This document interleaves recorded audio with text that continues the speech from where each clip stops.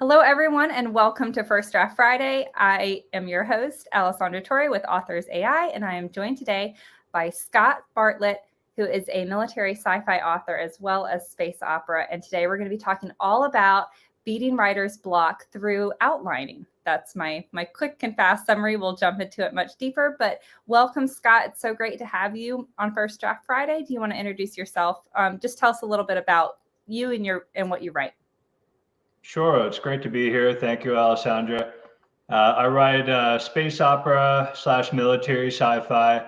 I just wrapped up a 10-book series, Spacers, and the last 2 books are done and edited. They're about to come out, and it's time to see how the readers feel about how I wrapped up a 10-book series. I hope they're happy because it's a big investment, a big time investment to read, but sort of until it comes out a little bit on tenterhooks, as they say.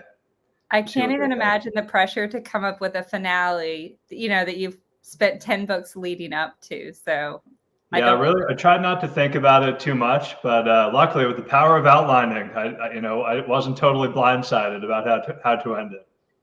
So let's talk about outline for a minute. So you just finished a 10-book series. How many books have you written in total? Roughly. I've written, that was my 30th. The 10th Spacious book was the 30th that I've written. And were you an outliner from the very beginning? I wasn't. It's been a bit of an evolution. Well, actually, funnily enough, my first book, which I didn't end up doing much with until at least 10 or 15 books into my career, I rewrote it. But anyway, the first book that I published was basically completely pantsed, as they say, plotter versus pantser, writing by the seat of your pants. And that one, funnily enough, I wrote it for a contest deadline in 18 days, which seems insane, but a friend of mine who writes in my genre, Craig Falconer, just told me that he wrote an even longer book in even shorter time. So, I mean, the output that some people are capable of is really impressive. That was a lot for me. I don't think I've repeated it since. So it was a 60,000 word book in 18 days, and I just flew. And it was, it was very fun. It was, very creative. I don't know if I would call it the most structurally sound book from a story structure perspective, but it was a medieval comedy novel, very absurdist, so maybe that kind of went with that. But for the next book, But real quickly, that is super impressive also because you were pantsing, because a lot of times the authors that we hear with these like crazy outputs, they are outliners. So, and we'll talk about that today, is how that speeds it up. But it was interesting that first book, it was pants, and you wrote it in 16 days, 18 days, whatever. Yeah.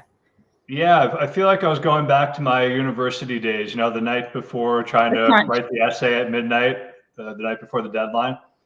So the pressure, I feel like, was a really good environment for being creative and kind of having the connection from idea to idea. But I never want to do it again. Yeah. So I'm glad I had the experience. Don't want to repeat it.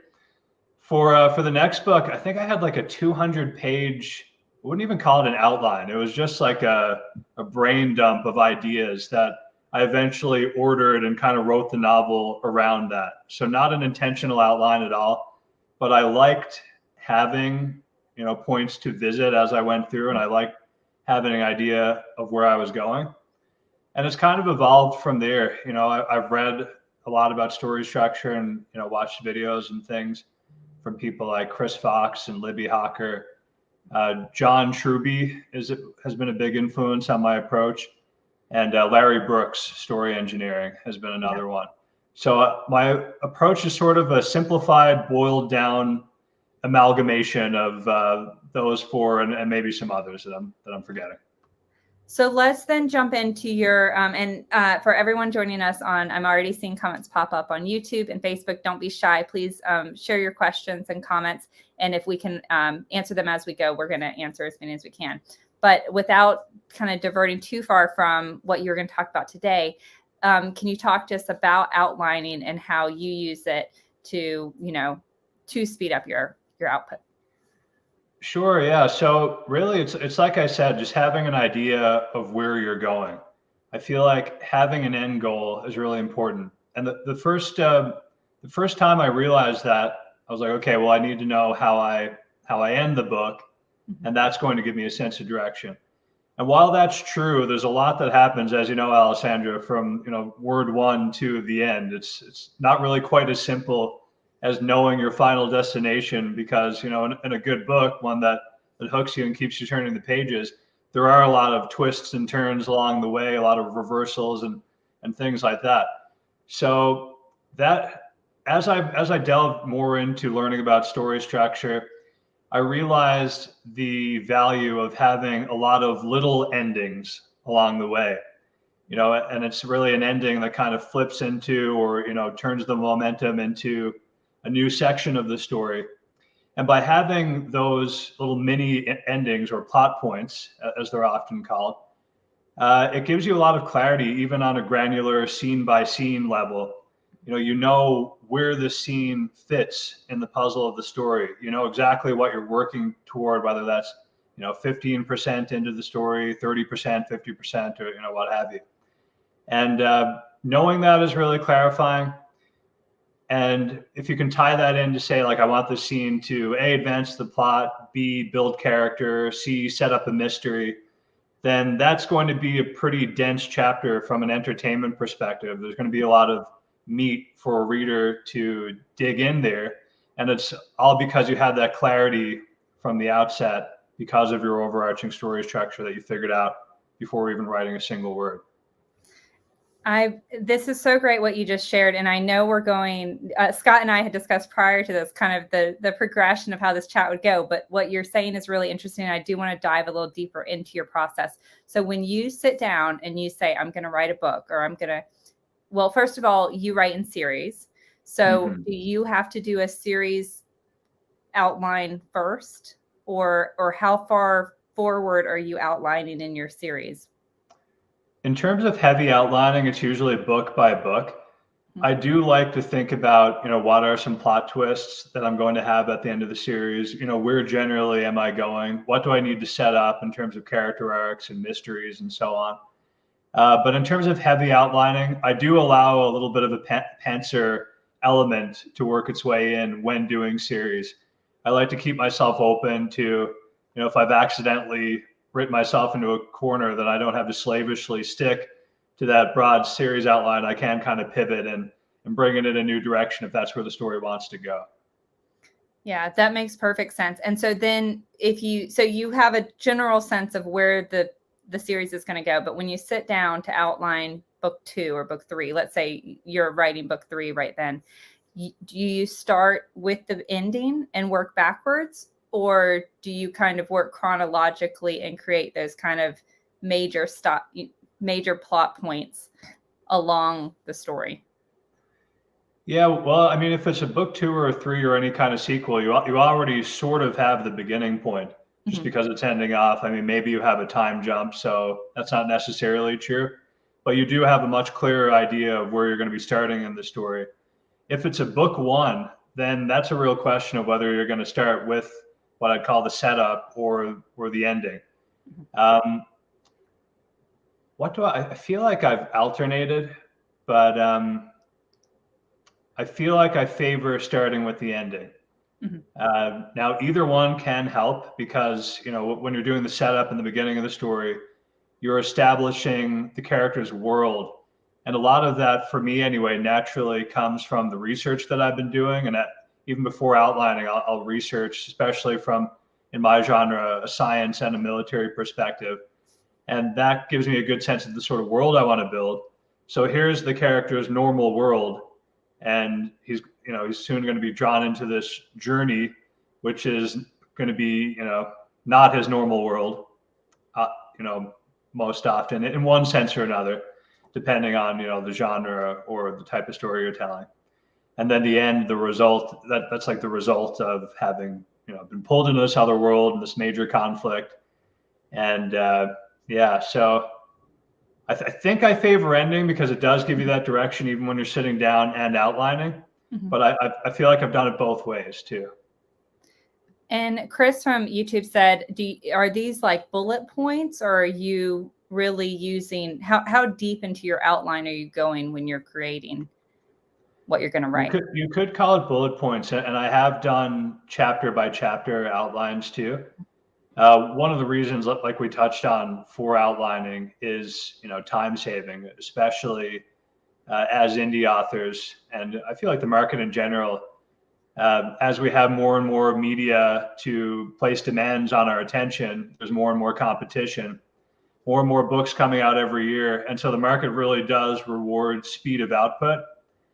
And I find that outlining is a great way to, retain the quality of your story while giving you that clear direction that's going to allow you to sit down every day and know what you're writing that day and what it's supposed to do, where it's leading, what its purpose is. In terms of bullet points versus an outline or a more in-depth outline, you could call them bullet points. I would call them plot points, and that is essentially what it is. These days, my outlines are really just a page or two. And like I said, I have done the chapter by chapter outline, but I just find that more time consuming. And now I relegate that to each day's writing. I'll sit down and think about what chapters am I writing that day, what purpose are they serving? And that kind of keeps it fresher too, because if I've outlined these chapters months ago, I'm no longer in that headspace. Maybe I've forgotten why I'm doing a certain thing with a given chapter. And so this process lends itself more to speed and also a more natural way of writing, if that makes sense. It also gives you some flexibility in your creativity, because I know I'm a pantser who tries really, really hard to be an outliner. And the more I've outlined, the more bored I am. It's just like, oh, I know everything's going to happen. So I like the idea of just having bullet points, because also then if my characters kind of take a right turn, I haven't done weeks and weeks of work in these detailed outlines. I could just maybe create a new set of bullet points and then like at the beginning of each session, sit down. So when you were talking about making sure that, the scenes had a purpose and all of the different meat and that you had described being in that scene, you're doing that the day of writing typically. Is that correct? That's right. Yeah. And like you say, it does retain that flexibility. And a lot of the fun of writing is the improvisation, seeing where the characters are going to lead you. And sometimes things don't unfold, even from a logical standpoint, the way that you thought they're going to unfold. So I think not having a super rigid, super detailed outline can be a huge benefit. But by having a more of a bare bones outline, you get a lot of the benefits of outlining from a direction and a purpose standpoint. But like you say, you do leave a lot of room for that creative spark to bring it where it wants to bring you. And one of our questions from the audience, David on YouTube, said, how do you know when to stop outlining? So I think it sounds like for you don't do like a really in-depth outline in advance. Is that correct? Yeah, I think this will probably get clear as I get into the nitty-gritty details of my outline. Okay. I have a set number of plot points that I identify, and then that's about it. Each one is a paragraph of about that long. Maybe I'll include a few events or a few, notes about the flavor or, the tone or whatever that I want to set in that part of the book. So this is going to vary author to author. Maybe for David, he finds that a chapter by chapter outline is what he needs to sort of structure things on the day of writing, and he likes having that more defined outline. And, someone like yourself, Alessandra, is more of a pantser, and, maybe some outlining elements would work for you, but you really seem to value that creative freedom, in the moment. And an outline is too constrictive and takes the joy out of it. And, kind of what's the point? We need to enjoy it just as much as the readers are enjoying it, I feel. And that kind of leads well to this next question from Terry, which is, what points do you find most important in your outline? Like goals, stakes, symbols. So do you have kind of a checklist, or do you want to walk us through kind of your process and how? I know we've touched on this, and I'm sorry for jumping around so much, but is there any part of your process that you want to dive into deeper and explain? Sure. Yeah. Well, maybe this is a good time to go through my process and talk about the plot points that I do like to cover. Absolutely. So I think Larry Brooks talks about, he kind of divides things into percentages in story engineering. And that I do like to think of what percentage through the story does each plot point tend to land. And I don't like to get too formulaic with this. And, that is one, I guess, danger or one criticism that's leveled against outlining, that it can get too formulaic. But in fact, just to sort of do a little sidebar on that, I find that, in fact, placing those, constraints or guide rails, or you could even say limitations on the story, helps to spark my creativity even more, and helps me to order my ideas. And rather than just kind of staring at a blank page on day one with no direction, I know exactly what I need to do. And it feels like a pretty natural process to come up with ideas to fit into the framework that I've established for a given part of the book or a given chapter or whatever. So the beginning is, like I said, is what's called the setup. And this is where you're establishing the character's normal world. What does his or her day-to-day life look like? And which is important because in one sense or another, the character is going to be yanked out of that by the momentum of the story and, the story question. So the setup is important, and there you want to get in, some character building details, some world building details, while starting to hint that, maybe trouble might be brewing in the background that's soon going to yank the character out of this. Then you have the inciting incident and the first doorway. There's a few different names for that. These can coincide, but I think sometimes it's better for them not to. It's better to space them out and sort of ease the reader into the plot, or sort of space out the tension and the action a little more. So the inciting incident is where the story begins. It's what kind of kicks off the story. Think Luke Skywalker discovering the hidden message in R2-D2. I don't know if you're a Star Wars fan, Alessandra. Fair enough. But I'm familiar enough with it. I'm with you. Go ahead. Okay, so he discovers the message from Princess Leia, and that causes him to go seek out Obi-Wan Kenobi. But the first doorway, also you might call it the point of no return, is when he returns to the moisture farm and finds his aunt and uncle dead. So home is now destroyed. There's no going back to his old life because it just doesn't exist anymore. And so now he has to go defeat Darth Vader and blow up the Death Star. So what is the difference between the inciting incident and the doorway? Those are two different things. Is that correct? They can be the same thing. They can coincide with it. Like the story can start with the point of no return. It can start with something that just blows up the character's life, and now they have to go solve this, the main problem of the story, or answer the story question. But the inciting incident can be separate too. I like to put it at about 15%. That will vary, and I do like to have that flexibility, even where I position the plot points. But to keep things rolling, you want to stick to roughly, I would say, these percentages. But yeah, the inciting incident, basically it incites things. It kicks things off, and it starts the journey, and it starts the process of answering the story question or grappling with the story problem. So it doesn't quite lay it all out. When Luke sees that message, he doesn't know that he's going to be going up to defeat Darth Vader. But when he sees his aunt and uncle dead, well, he knows that someone did this, most likely the Empire, and that he's going to have to go contend with them, because that's really what he has left. So is the doorway pointing him and the character in the direction that they're going to go next? Is that exactly? Yeah, and it's a door that once you go through it, that door is closed to you forever. Okay. So basically, you're not going back to your old life, at least not until the story question is solved. Like, Bilbo did eventually go back to the Shire at the end of The Hobbit, but not until he, had his adventure and confronted Smaug and so on. Yeah. All right. So we're like 15-20% in at this point. 30% for the first doorway is around where I like to position that. You could go 25, you could go 35. I like 30. And then we come to the middle of the story. And this is in total around 50% of the story.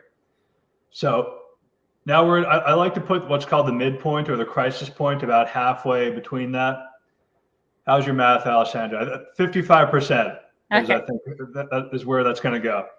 And so normally I often define that and then kind of work backwards. So this might be getting a little bit confusing for people to follow. But there's what's called a first pinch point. between the first doorway and the crisis point. So you got your first doorway, the character is on this journey, the antagonist has been defined, the story problem is apparent. He knows now what he's going to have to grapple with going forward. The pinch point is some sort of action or appearance by the antagonist. So maybe that's the villain, cackling in his lair, or just a glimpse of, his evil plans coming to fruition. But it's something to ratchet up the tension, to tell the reader that, that the antagonist is operating in the background, and, he's going to come get the main character. So we better be ready. And so I mean, that can be an actual confrontation between the antagonist and the protagonist, but just a glimpse to ratchet up tension will do too. Then you get to the crisis point, which is some sort of crisis. Things seem really bad, and this kind of gives you the momentum to move into the latter half of the story. It helps combat saggy middle syndrome. So kind of provides that fuel to keep both the writer and the reader, going with excitement into the end of the story. One thing, a good way to think about the midpoint or the crisis point is that before the crisis point, the character was reacting to the antagonist. So generally, they're just like reacting to whatever is being done. After the crisis point, the character is going to gird his or her loins, as they say, and really start taking the fight to the antagonist. Start, being proactive about answering the story problem or grappling with the story question. So how are we doing? Is that yeah, we're like 55, 60% in if right. We're done with the crisis point. Yeah. Okay. Yes. And I'm keeping up. If I'm keeping up, I think everybody else is keeping up. So. Good. So 55% roughly, and then around 12.5% after. The math is getting really complicated. Let's say 13%. So 68%-ish is the second pinch point. And this is, again, another defined action from the antagonist. This will probably be some sort of confrontation. And this can lead into an optional plot point, which is sometimes called the false defeat. So this is between the second pinch point and what's called the second doorway. And the false defeat can make it seem like all is lost. You see this in movies and in stories a lot. The character just feels totally defeated, sees no way to possibly solve the story problem. But then, right before the second doorway, there's some revelation, maybe a new ally shows up, some new information comes to light. They just have a training montage, something that's going to give them the confidence and or the ability to move into the final battle, which is waiting for us on the other side of the second doorway. And this is often going to coincide with the character contending with his or her major flaw, the thing that's been causing a lot of the problems throughout the story. So now we're at the second doorway, and I like to define the final battle as taking about 20% of the novel, of the writing. And here the character will either literally die, not usually, because people don't usually like their characters to literally die in fiction. But he or she will at least die a symbolic death. And that often means they've overcome the character flaw that's been holding them back for so long. So they're kind of dying to the self and being reborn as a new person who's overcome this major flaw and is now equipped to confront the antagonist and finally answer the story question and win the day. But now, if you have a 10-book series and you have the main character throughout the 10 books, are you keeping the main character throughout the 10 books? Or do you have different characters in every book? I do, yeah. And there's a number of ways you can go about that. Like Star Wars, obviously, Darth Vader is the villain throughout the 3 books. So yes, while there is a major victory over the antagonist at the end of the first movie, spoiler alert, the Death Star gets blown up. Darth Vader is still out there in the background doing bad stuff, and gets really bad in Empire Strikes Back, which is, fairly popular formula. And you could call that sort of the crisis point of that trilogy. And then, Luke comes back in the third story and defeats Darth Vader. So But you I can guess do I'm that. asking, like, how is your character having these fatal flaws? Like, are you giving your character new flaws in every single book, or his flaw could just be trust in a friend, or, you know, an old grudge that he's overcoming, or an adversary? I mean, is that Yeah, I like to write really flawed characters, Alessandra. okay? So they've got a lot. So They got a lot of baggage they can work through. exactly. Like, And you know, different twists and turns of the plot can bring new problems to light too. So a character trait that wasn't necessarily holding the character back in book one, under new circumstances in book four, say, of a 10-book series, can suddenly be a major thing. And as the circumstances change too. So to give an example from my 10-book series, and I should say about the antagonist too. The antagonist, there's an overarching alien antagonist at a space opera, so they're lurking in the background. But also there's a lot of intercorporate warfare in this series. So there's a bunch of characters that are antagonists, you know, for maybe 2 or 3 books, or even sometimes just one book, that kind of, you know, take up the main action of that given book, while the major antagonist is, you know, lurking in the background.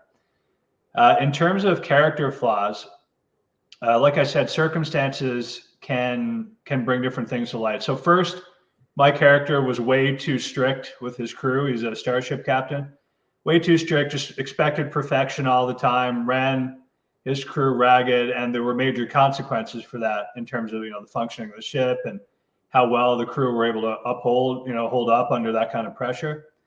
So that led into, now he's become this well-known captain who's being given all this responsibility, and now he has to contend with his reputation and how that's affecting how he commands, how it's affecting how much others are willing to trust in him. Sometimes it's too much, you know. Sometimes the load is too much, and he's being given too much responsibility. It leads him to overestimate his abilities and overextend himself. So you can kind of see how the evolution of circumstances can draw different things out of the character and make things into major, you know, obstructive flaws that weren't beforehand. Thinking about an outline and how much time we have, we're down to our last few minutes. We do have Oh, a lot of wow. questions, so I'm going to try to rapid fire them at you, and we'll see Let's how do many it. we can knock out. I'm ready. Kit said, so this sounds like basically Save the Cat, and this is a tried and true structure that's in a lot of different books, right? Not just the ones that you mentioned. I would say so, yeah. I mean, I don't think anyone has really tried to reinvent the wheel with story structure. These are pretty ancient structures that seem to keep stories moving at a good pace while being pleasing to our brains. So I haven't read Save the Cat personally, but I imagine, you know, there's definitely a lot of similarities between the books that I did mention. Is this a set plot formula for you, or do you occasionally move it around or do something different, or is this pretty consistently what you stick to when you write? Really, it depends on what's working in the moment of the story. So if my outline is working and everything is logical and it's what makes sense for the character, then I'll stick to the outline. If it's not, well, it's time to pivot and change things up. And I'm not afraid to do that. And I would encourage people not to be afraid to do that. You know, an outline should be a tool, not a straitjacket. A Facebook user said, I find thrillers take me longer to write because of the complexity. Alessandra, do you find an outline speeds up your process? I have a loose outline and I don't find it's helping my speed. I am trying to be better about outlining because I think it would speed me up if I knew what I was writing every time I sat down, or at least had an idea. I have basically just, I know what's happening at 15, 25, 50, but it's just a jotted note. And then I kind of just find my way through there. And I am not a quick speed writer. I am a little faster than you because I see your follow-up comment to that Facebook user. But I do think that a more organized outline would help me write faster. And that was really kind of what we were here to talk about today, is that outlining. And we got so excited about the outlining process. We didn't really touch on it much. But your point really coming on, Scott, was that you can write faster and produce faster if you outline. Do you want to share any final thoughts about that in the last minute? Sure, yeah. Yeah, basically, it's really just that knowing where you're going, and rather than sitting down with each chapter and trying to figure out where it fits into a story, what you need to do, because you already have a lot to think about when you're sitting down on the day of, in terms of what you're going to do with the chapter, how it's going to develop character, and so on. So having certain pieces figured out, the plot's development, establishing mysteries and hooks and things, I do find that it's just less mental bandwidth the day that you sit down to write, and therefore you can write more on the day of for having figured a lot of that stuff out. That makes perfect sense. And for any of those who have trouble or who would like to start reading one of your books so that they can see your outline in action, where would you suggest that they start if they want to read one of your books? Probably book one of Spacers. I have a box set out now. First Command is the first 6 books and very affordable in ebook and audio. So that's what I'm most ready to recommend these days.